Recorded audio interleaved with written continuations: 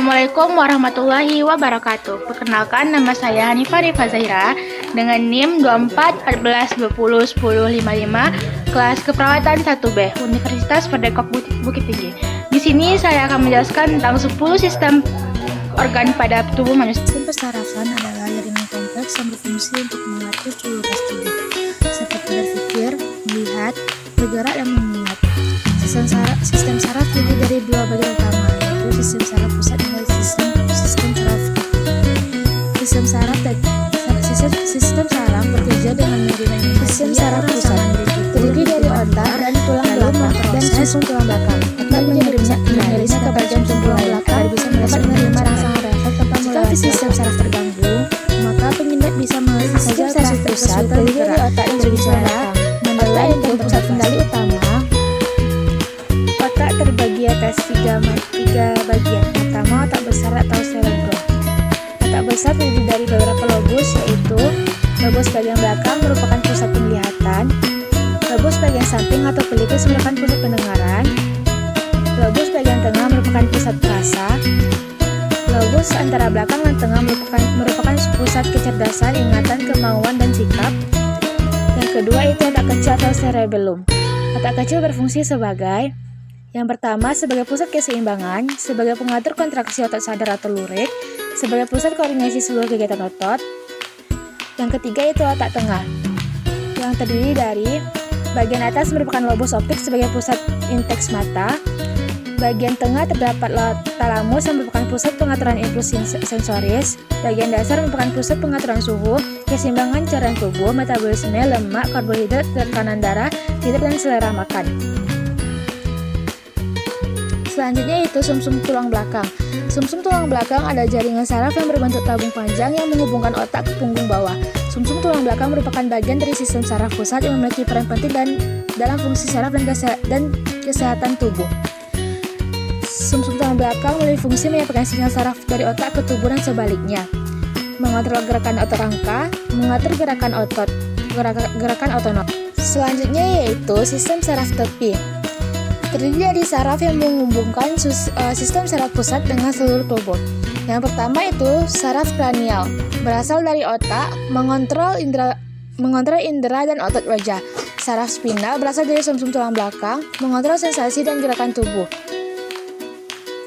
Selanjutnya yaitu sistem endokrin. Sistem endokrin adalah sistem yang mengatur hormon pada manusia dan berhubungan dengan sistem saraf karena saling mengontrol satu sama lain.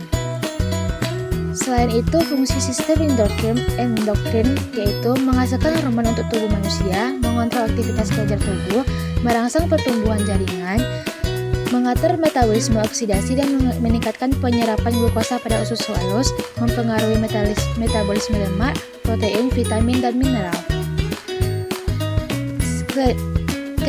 Sistem endokrin terdapat kelenjar hipofis, terletak di dasar tengkorak. Bagian dari kelenjar endokrin memiliki fungsi mengatur hormon yang terbagi atas dua lobus, yaitu lobus anterior dan lobus posterior. Selanjutnya kelenjar tiroid, yaitu mengatur metabolisme dalam tubuh, berada di depan leher. Kedua, kelenjar paratiroid melekat pada kelenjar tiroid, terbagi dalam 4 bagian, yaitu mengatur kadar kalsium dan fosfor. Kelenjar timus terletak dalam toraks, tinggi trakea, berfungsi menghasilkan limfosit. Yang kedua, kelenjar adrenal. Kelenjar ini terbagi dua, mengatur keseimbangan air, elektrolit, dan garam, mengatur metabolisme lemak, berfungsi untuk konstruksi pembuluh darah dan relaksasi urinus. Kelenjar pankreas. Kelenjar pankreas terbagi atas dua, alfa dan beta. Alfa berfungsi sebagai menghasilkan hormon glikogen dan beta sebagai hormon insulin. Selanjutnya, kelenjar kelamin. Kelenjar kelamin terbagi dua, testis pada pria dan yang menghasilkan testosteron dan ovarium pada wanita menghasilkan estrogen. Sistem reproduksi pada manusia.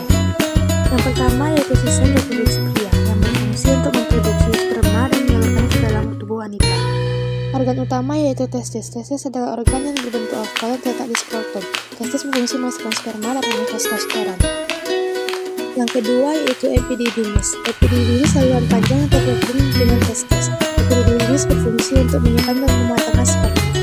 Yang ketiga yaitu vas deferens. Vas deferens adalah saluran yang menghubungkan epididymis dengan uretra. Vas deferens berfungsi untuk membawa sperma dari epididymis ke uretra. Yang keempat yaitu kelenjar aksesoris. Kelenjar aksesoris meliputi kelenjar prostat, vesicula seminalis, dan kelenjar Cooper. Kelenjar-kelenjar ini menghasilkan cairan yang berfungsi untuk memberi nutrisi dan melindungi sperma. Yang kelima yaitu uretra.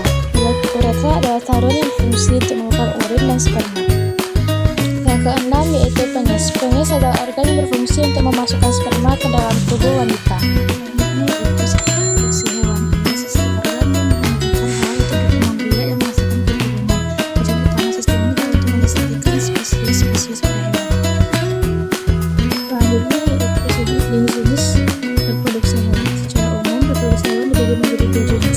Reproduksi seksual dan reproduksi seksual.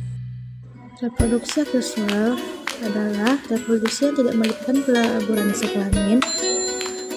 Induk tunggal menghasilkan keturunan yang identik secara genetik. Contohnya pembelahan linear pada amoeba, tunas pada liga, fragmentasi pada cacing pipih. Selanjutnya reproduksi seksual melibatkan peleburan sel kelamin jantan, sperma, dan betina ovum. Keturunan memiliki kombinasi genetik dari kedua induknya, contohnya hewan vertebrata dan invertebrata. Sistem organ reproduksi hewan tidak gonad, saluran, dan kelenjar terkait. Gonad menghasilkan gamet dan hormon yang penting untuk reproduksi. Reproduksi pada hewan yaitu perkawinan silang, cloning. Sistem reproduksi tumbuhan adalah proses tumbuhan menghasilkan keturunan atau anak tumbuhan baru. Tumbuhan dapat bereproduksi secara seksual, generatif, atau seksual vegetatif. Berikut beberapa hal yang kita mengenai reproduksi tumbuhan. Reproduksi generatif. Perkembangan tumbuhan yang terjadi melalui peleburan dua gamet yaitu gamet jantan sperma dan gamet betina ovum. Proses ini disebut dengan pembuahan atau fertilisasi. Reproduksi vegetatif. Perkembangbiakan tumbuhan yang tidak melibatkan pembuahan. Beberapa contoh reproduksi vegetatif adalah rizoma atau rimpang, yaitu modifikasi batang yang tumbuh di bawah tanah dan dapat dipisah menjadi tumbuhan baru. Cangkok yaitu proses perkembangbiakan tanaman dengan merusak bagian batang. Okulasi yaitu proses perkembangbiakan tanaman dengan menempelkan potongan pucuk dari batang satu tanaman ke yang lain. Alat reproduksi tumbuhan terdiri dari kepala sari, putik, kelopak bunga, dan mahkota bunga.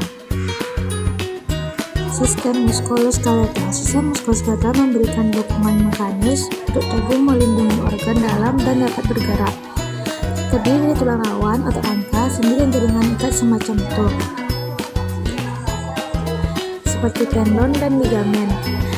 Tulang juga berfungsi sebagai reservoir mineral utama tubuh dan menyimpan sumsum dan melepaskannya sesuai dengan kebutuhan tubuh. Sumsum tulang merah adalah pusat produksi sel darah tubuh. Sistem saraf pusat mengontrol gerakan tubuh dengan merangsang otot angka untuk berkontraksi. Kontraksi otot angka menggerakkan tulang yang bertindak sebagai pengungkit. Tulang berartikulasi satu sama lain. Tulang rawan menyediakan bentalan untuk ujung tulang dengan persendian. Otot terhubung ke tulang oleh tendon, setiap semua tulang disatukan oleh ligamen. Tulang diklasifikasikan menurut bentuk dan fungsinya. Tulang panjang adalah tulang yang bertanggung jawab atas sebagian besar gerakan tubuh. Tulang pendek adalah memberikan gerakan terbatas saat tulang teratur dan tulang tidak teratur bersifat protektif dan suportif. Jaringan tulang terdiri dari sel-sel tulang dan ekstraselular yang khas. Matriks tulang terbuat dari komponen organik, terutama kolagen, dan komponen anorganik, mineral terutama kalsium. Kolagen memberikan kelenturan tulang, sementara kalsium memberikan kekakuan. Tanpa kalsium, tulang akan lunak dan mudah diketuk. Sebaliknya, tanpa kolagen, tulang akan menjadi rapuh seperti kapur. Tulang memperbarui dan merombak sepanjang hidup seseorang dalam proses renovasi tulang berfungsi untuk membentuk kembali tulang untuk menyesuaikan dengan kebutuhan mekanik dan perubahannya, memperbaiki kerusakan mikro sehari-hari serta pada tulang setelah cedera. Proses ini secara konstan menghilangkan jaringan tulang tua dan menambah jaringan tulang baru. Renovasi tulang berfungsi untuk membentuk kembali tulang untuk menyesuaikan dengan kebutuhan mekanik dan perubahan, memperbaiki kerusakan mikro sehari-hari, serta patah tulang setelah cedera. Proses ini juga mendasari mekanisme di mana tingkat konstan kalsium plasma dan fosfat dipertahankan. Renovasi tulang dilakukan oleh dua jenis sel, osteoklas yang melarikan matriks tulang, yang kedua osteoblas yang menyimpan matriks baru di sekelilingnya untuk membentuk jaringan tulang baru. Renovasi tulang berada di bawah kendali jalur penyesalan. Regulator utama termasuk hormon paratiroid, vitamin D, hormon pertumbuhan, glukokortikoid, hormon tiroid, estrogen, dan testosteron. Penyakit tulang yang paling umum adalah osteoporosis atau berulang kaos, di mana tulang kehilangan masanya dan melemah, meningkatkan risiko patah tulang.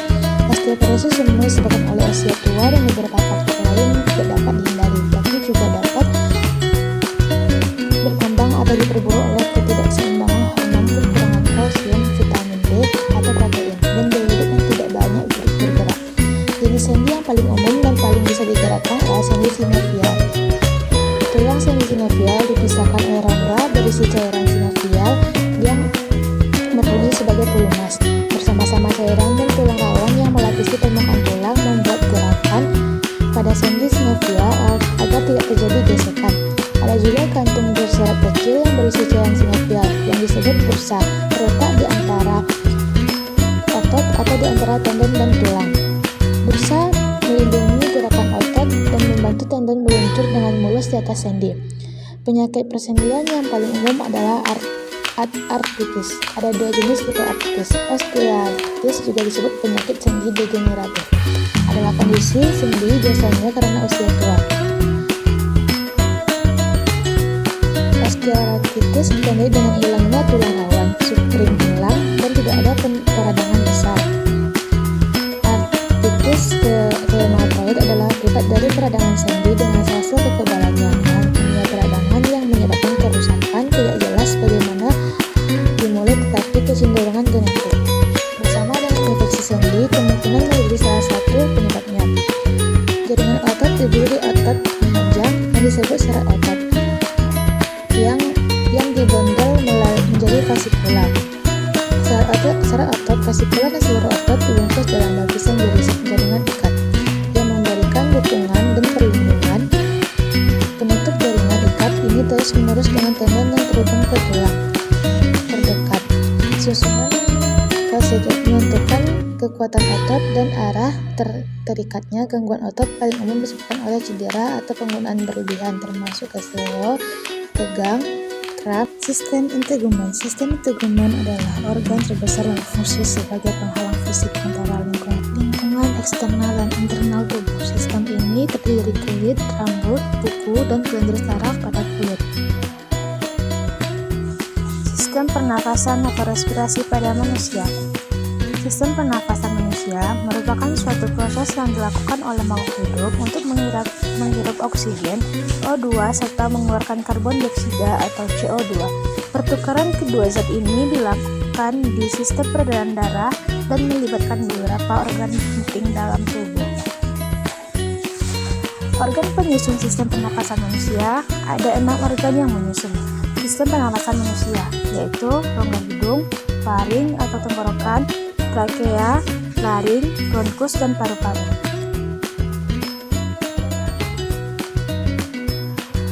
Rongga hidung yaitu saat bernafas pertama kali udara akan masuk ke rongga hidung. Di sini udara akan disaring oleh selaput hidung yang mengandung kelenjar minyak dan kelenjar keringat. Selaput ini berguna untuk mengunci benda asing agar tidak ikut tersaing dalam paru-paru bersama udara.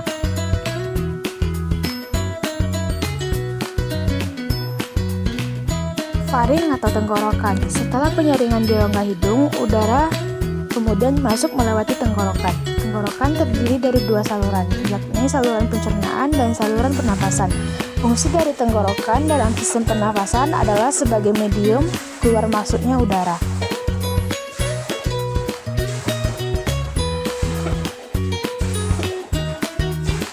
Selanjutnya yaitu trakea.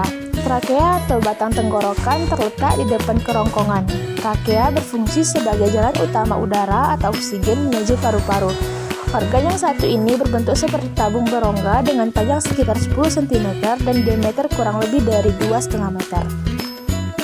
cm. Selanjutnya yaitu laring. Di laring terdapat dua pita suara yang akan terbuka saat bernapas dan tertutup ketika memproduksi suara. Ketika bernapas, udara akan masuk melewati pita suara yang berhimpitan, sehingga bergetar dan menghasilkan suara.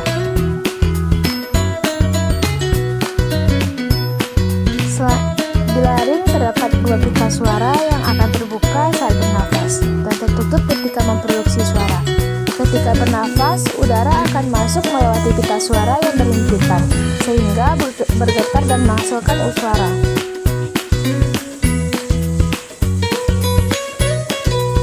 Selanjutnya yaitu bronkus. Bronkus berfungsi sebagai penyedia jalan bagi udara terhirup dan masuk dan keluar dari dan ke paru-paru. Bronkus mempunyai struktur yang persis seperti batang tenggorokan. Bedanya terletak pada kehadiran tulang rawan di cabang batang tenggorokan yang mempunyai bentuk yang tidak teratur.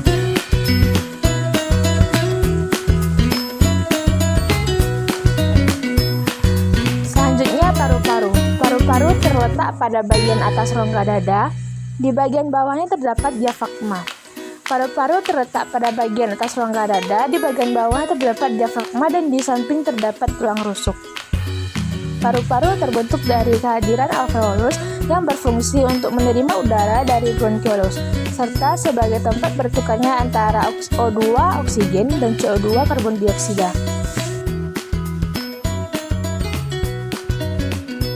Selanjutnya yaitu sistem kardiovaskular. Sistem kardiovaskular adalah organ yang berfungsi sebagai mengedarkan darah ke seluruh tubuh. Darah membawa oksigen dan nutrisi ke sel-sel tubuh, serta membawa zat sisa metabolisme untuk dibuang. Yang pertama yaitu jantung. Jantung adalah organ otot yang berongga dan berfungsi memompa darah ke seluruh tubuh. Selanjutnya yaitu pembuluh darah. Pembuluh darah adalah saluran yang membawa darah yang terdiri dari arteri. Arteri adalah pembuluh darah yang membawa darah keluar dari jantung, dindingnya tebal dan elastis.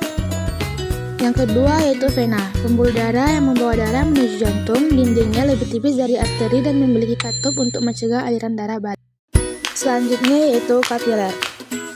Kapiler adalah pembuluh darah terkecil yang menghubungkan arteri dan vena. Di sini terjadi pertukaran zat antara darah dan sel tubuh. Fungsi sistem kardiovaskular. Yang pertama, transportasi mengedarkan oksigen, nutrisi, hormon, dan dari zat-zat lain ke seluruh tubuh. Yang kedua, pertahanan tubuh, membawa sel darah putih untuk melawan infeksi. Yang ketiga, pengaturan suhu tubuh, membantu mengatur suhu tubuh melalui mekanisme varilasi dan vasokonstriksi. Selanjutnya, peredaran darah besar. Darah kaya oksigen dipompa dari jantung ke seluruh tubuh, kecuali paru-paru. Kemudian, darah yang kaya karbon dioksida kembali ke jantung. Kedua, peredaran darah kecil. Peredaran darah kecil, darah kaya karbon dioksida dipompa dari jantung ke paru-paru untuk melepaskan karbon dioksida dan mengambil oksigen. Kemudian, darah yang kaya oksigen kembali ke jantung. Gangguan pada sistem kardiovaskular.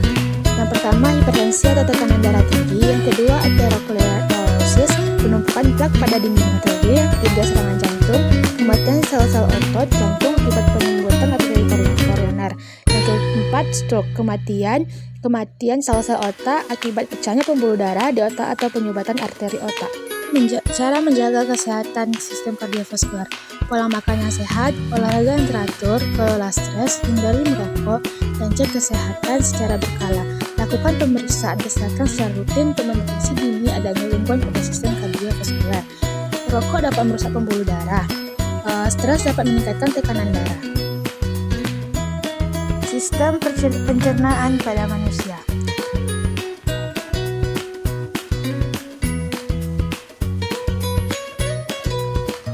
Sistem pencernaan adalah rangkaian organ yang berfungsi sebagai pencerna makanan pada manusia.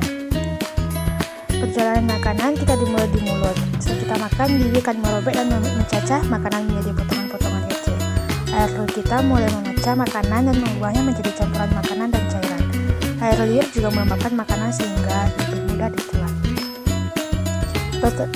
Kerongkongan ini adalah tabung tenggorok berongga yang menghubungkan mulut ke lambung kita. Setelah kita menelan, makanan kita bergerak dalam tabung berongga ini dan mendapatkan tekanan yang kuat. Sekarang kita sampai di lambung. Kantung elastis yang menekan dan mencampur makanan dengan yang lainnya. Ketika cairan milik bola berubah menjadi cairan yang besar, cairan tersebut masuk ke usus. Usus memiliki dua bagian, usus besar dan usus kecil. Makanan kita semakin dipecah di usus kecil dan tubuh kita menyerap semuanya. Tiga bagian yang membantu kerja proses ini yaitu hati, pankreas, kandung empedu. Ketiganya melepaskan cairan pencernaan yang membantu memecah lemak, protein serta karbohidrat. Usus besar kemudian mengambil semua kandungan air dari apapun. Tinja lalu memasuki rektum sebagai penyimpanan sementara sebelum keluar dari tubuh melalui anus. Sistem pencernaan berperan penting dalam menguraikan makanan kita. Perjalanan makanan dimulai di mulut, merambat melalui kerongkongan, lambung, dan usus, lalu keluar melalui anus. Beberapa gangguan pada sistem pencernaan yang ingin terjadi lainnya peradangan pada sistem perkemian. Sistem perkemian adalah sistem organ yang memproduksi, menyimpan, dan mengeluarkan urin. Sistem perkemihan. Bagian sistem perkemihan yang pertama adalah ginjal. Ginjal adalah organ terpenting dalam mempertahankan heostasis cairan tubuh. Yang kedua yaitu ureter. Ureter adalah adalah yang membawa urin dari ginjal ke persikian atau kandung kemih. Yang ketiga yaitu kandung kemih atau yang mendorong urin ureter. Yang ketiga adalah vesikula atau kandung kemih yang berbentuk seperti buah pir atau candy. Hal ini dari fundus dan Leyden yang terdiri dari lapisan serosa otot, mukosa, dan transisional. Selanjutnya yang keempat adalah uretra.